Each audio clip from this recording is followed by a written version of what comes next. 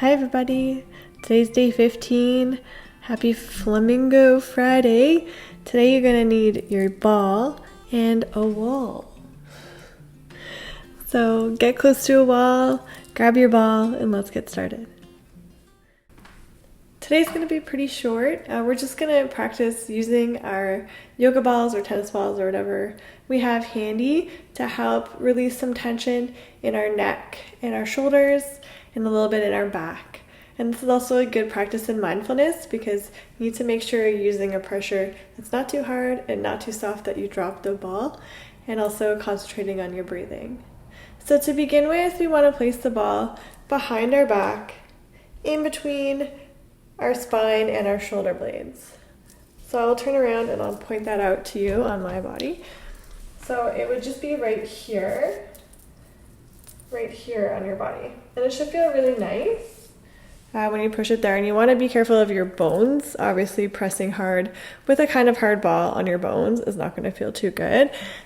So you just find a place where it feels good, and you're going to kind of look like a bear sketching up against a tree, but you start to move yourself up and down.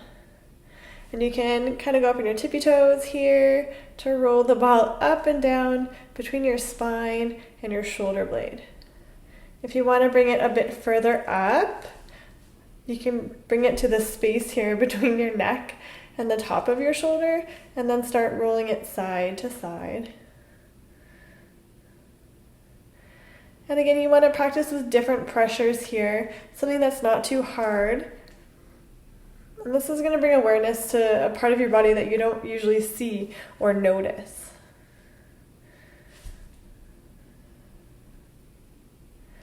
So you notice we didn't really do a tune in today.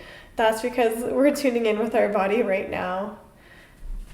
As you roll across your spine, just make sure to loosen up on the pressure so that you're not pressing straight up against your vertebrae with the ball, because that won't feel too nice. And I'm working here along the top of my shoulder. And I'm moving out a little bit and letting it fall a little bit more down.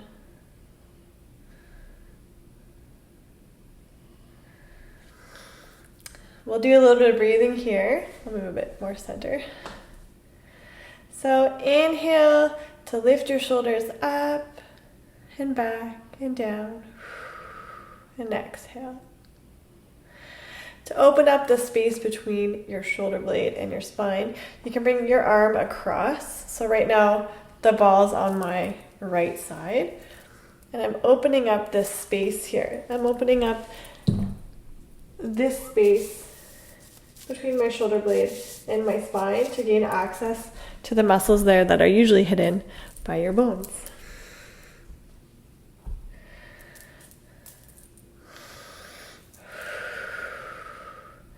And now I'm moving in that gentle up and down motion. Again, you look a bit silly, but it does feel quite nice. And again, along the top of the shoulder. And feel free to move it to the other side now.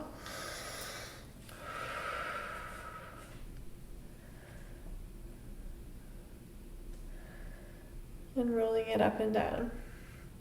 Stick your bum against the wall and move the top of your body away a little bit. And this is an easy way to move the ball down your back. And now the ball is right here in the lower middle part of my back. So that takes practice. That's another little piece of mindfulness there, to move slowly and carefully with a part of your body that you probably don't really pay attention to. So now I'm rolling the middle of my back, the space here, the bottom of your back muscles here.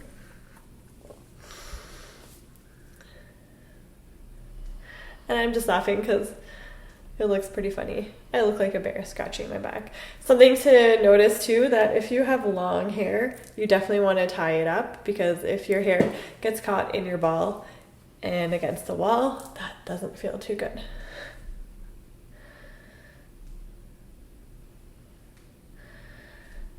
So you can continue to move the ball around.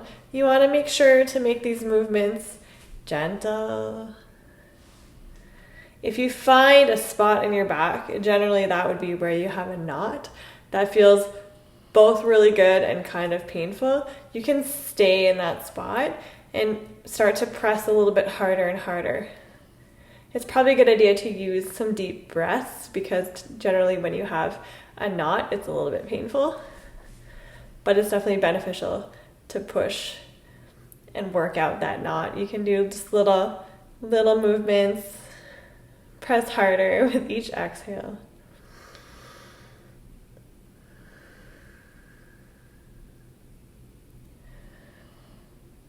And today's just a fun little practice.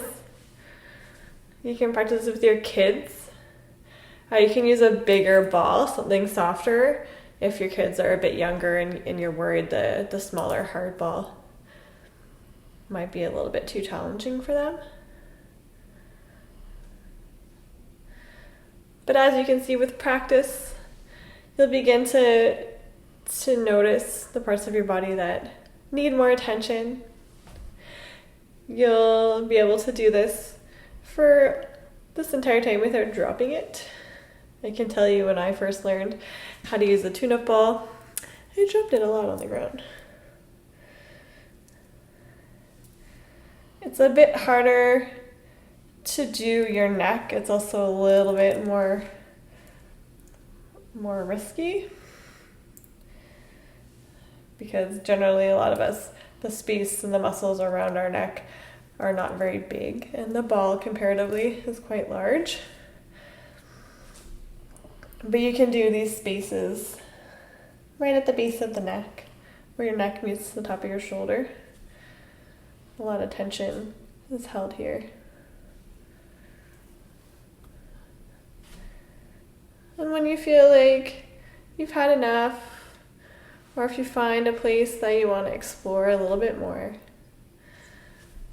you can stay there. Like I said, today's a little bit short. It's Flamingo Friday and we're just having a bit of fun. And this is something you can do.